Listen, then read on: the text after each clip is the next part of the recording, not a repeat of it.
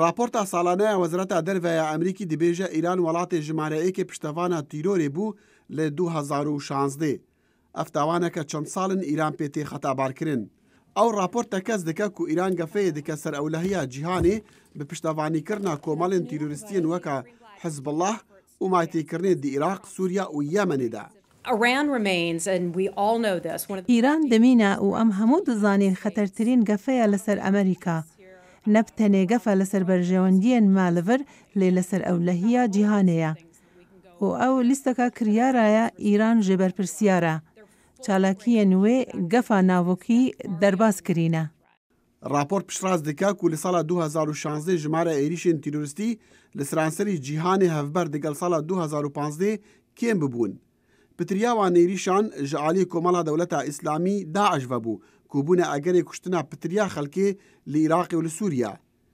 Êrîşên Daeş li 2016 bîst ji sedê zêdetir bûn ji 2015 û lê 20 welatên cîhanê bûn.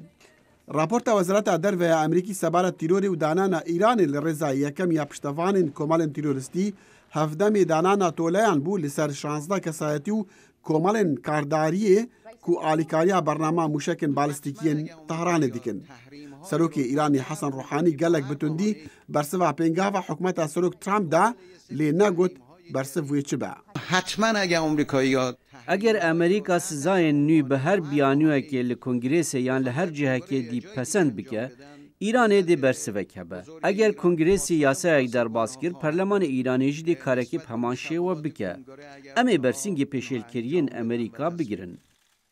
Wezîrê Derveyê Îranê Ciwad Zarîf jî li New Yorkê digel karbidestên Emerîkî jiviya li duem bîreweriya rêkeftina dîrokiya cîhanê digel Tehranê li ser bernama navokî. Serok Donald Trump dibêje ew xirabtirîn rêkeftin bû danûstandin li ser bênekirin. Revendên Îraniyan li Amerîka digel baweriya serokê Emerîkî ne. İran saziyek terorîst e. Çi jî nahêt guhartin eger Ahmedînejad yan Rohanî serok be. Siyasetên Îranê nahên guhartin. Divê em van siyasetên xirab rawistînin. Digel vêgirjiya dinêvbera Washington û Tehranê de hikûmeta Serok Trump piştrast dike ku hikûmeta Rohanî rêkeftina navokiya nêfneteweyî cêbecê dike.